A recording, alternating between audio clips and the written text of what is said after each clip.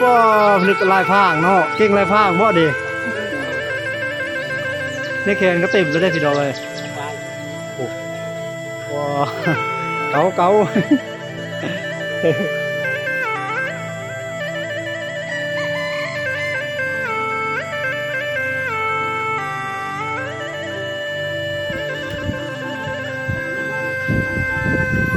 พ่อแม่เพิ่นกำลังสิตามเข้า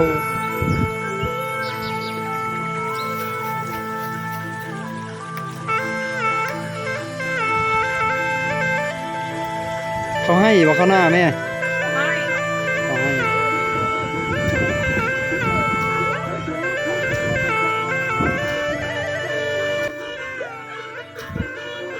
ก่อนที่เป็นข้าวสารให้ได้มากินต้องได้ผ่านจุดนี้ก่อนได้พี่น้องเอ้ย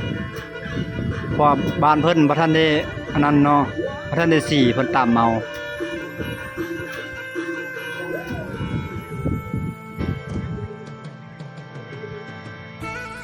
อันนี้นี่ข้อใกล้เพิ่นเด้อนี่ก็เฮ็ดคักเลยเนาะยามแรงก็ไล่เข้าอัดไว้ในฟืนเพิ่นนี่เอาไว้ดังหามาแต่ให้แต่สวนกองไว้หน้าบ้าน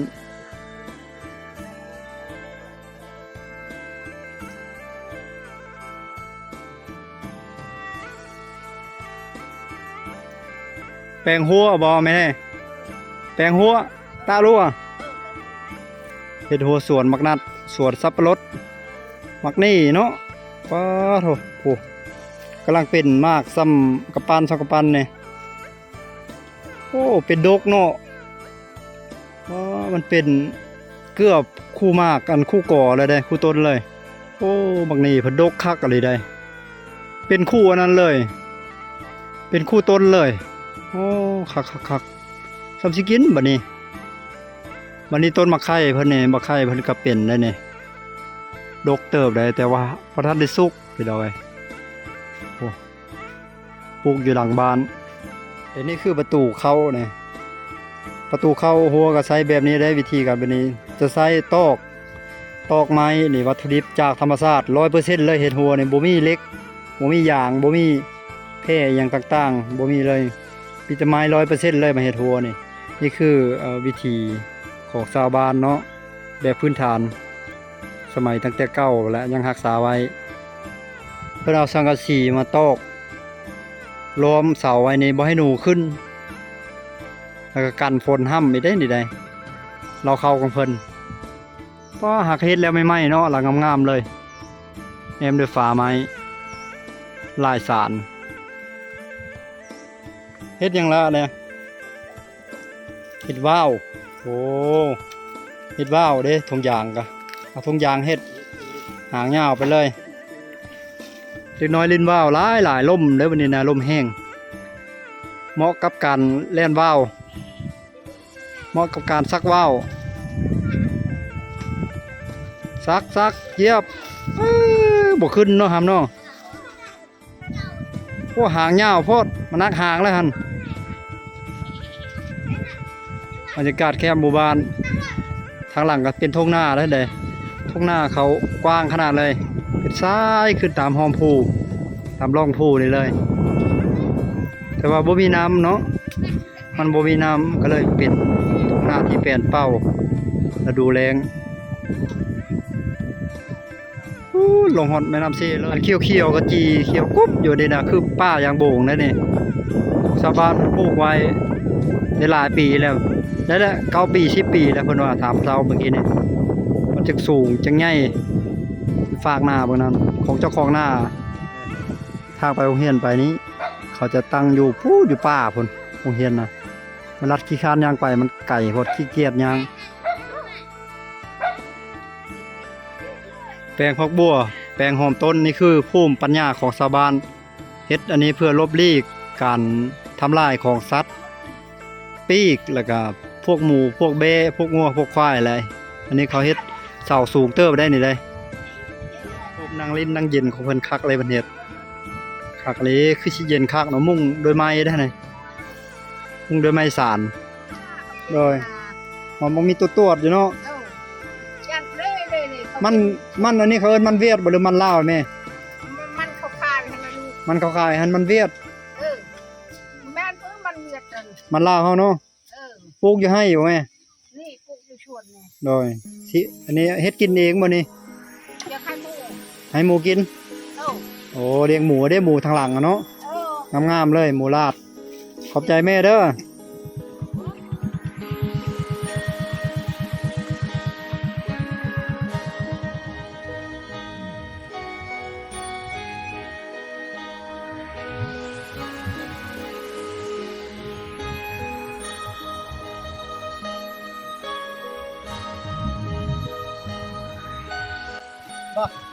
อากาศคักเลยพี่น้องเอ้ยอ๋อสุดยอดเนาะหลังจากเขาออกจากหมู่บ้านปะก้อยพี่น้องเพราะว่าปะก้อยนี่อยู่ภาคภาคนั้นเรารู้สึกว่าหิวเขาวแล้วเห็นสถานที่ที่มันเหมาะสมก็เลยว่าจะมานั่งกินข้าวที่นี่แหละทุกคนเลยอาหารของเรากับจะมีลาบก้อยซอยชีสเราซื้อมาแล้วก็มีอาหารทะเลมากินข้าวสามัคคีพี่น้อง ทุกคนกินข้าวนำกันเด้อบ่ายโมงนะ มีใบมั้ง คือรถธรรมชาติทุกคน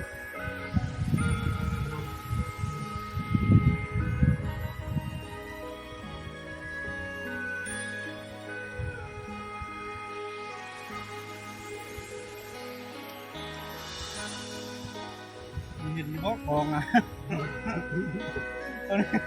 น้องเอ้ย บังแล้ว อยากบ้าให้อันนี้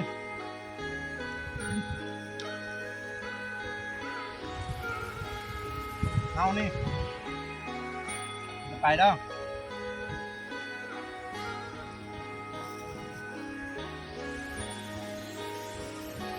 เอา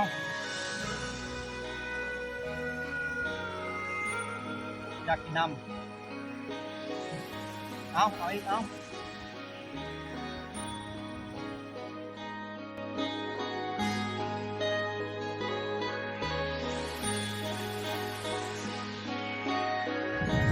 ก่อนล้างมือคักเลยพี่น้องเอ้ย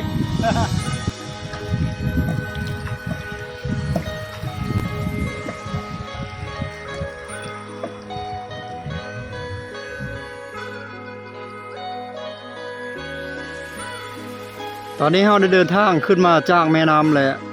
มาฮอดจอมผู้จุดที่สูงที่สุดของหมู่บ้านแหละตอนนี้เรากำลังจะเดินทางออกจากหมู่บ้าน2หมู่บ้านนี้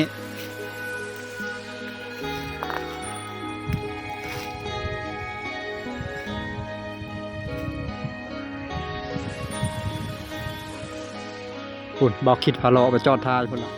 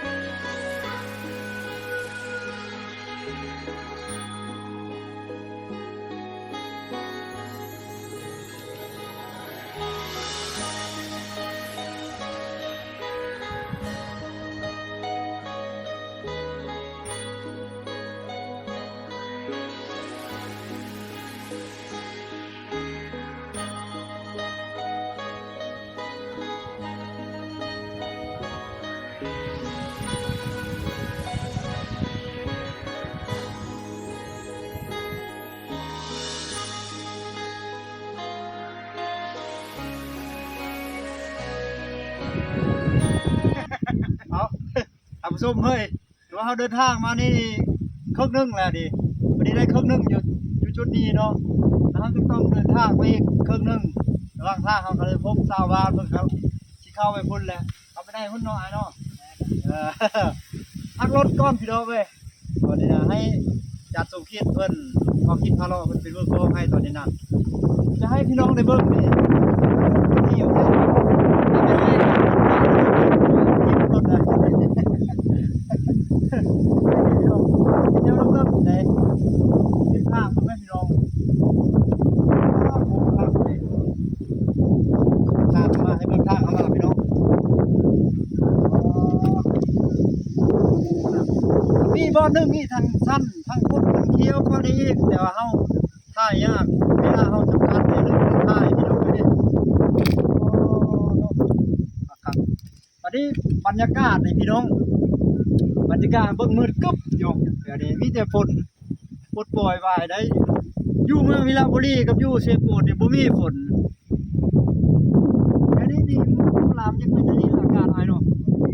จะครึ้มๆอันนี้ตลอดเป็นบ่เดือนมีนาพี่น้องเอ้ยวันนี้วันที่11มีนา2026ว่าพศ2569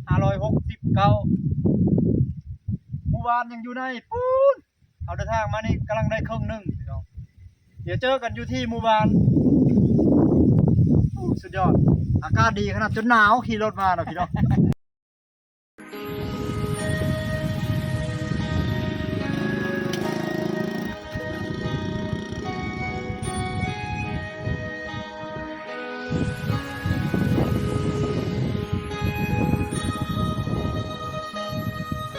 และนี่คือที่มาของคำว่าดอกไม้ข้างทางหรือว่าดอกไม้ริมทางเจ้าหน้าที่ก็พามันไปเจ้าหน้าที่รัฐก็ขี่รถพามันไปดอกไม้ข้างทางดอกไม้ริมทางสุ่มนี้เป็นสีม่วงสวยงามขนาดเลยพี่น้อยเป็นดอกไม้ป่างามคัก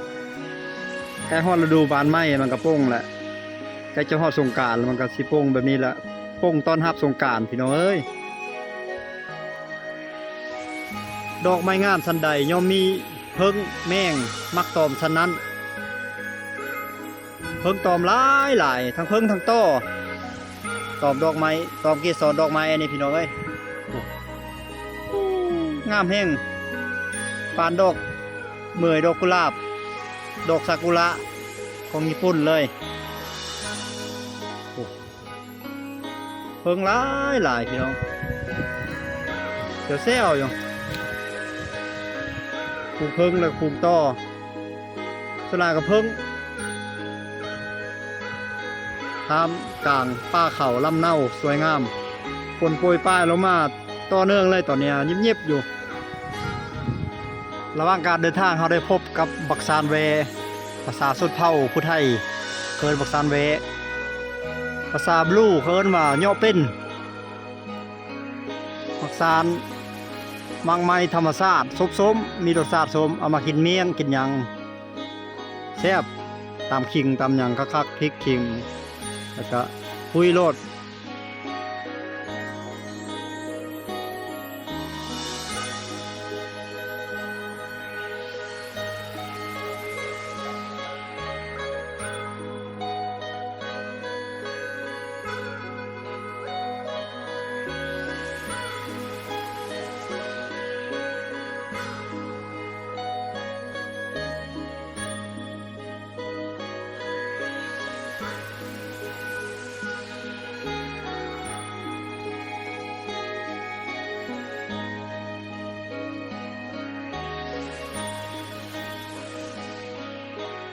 และนี่คือต้นบักโคป่า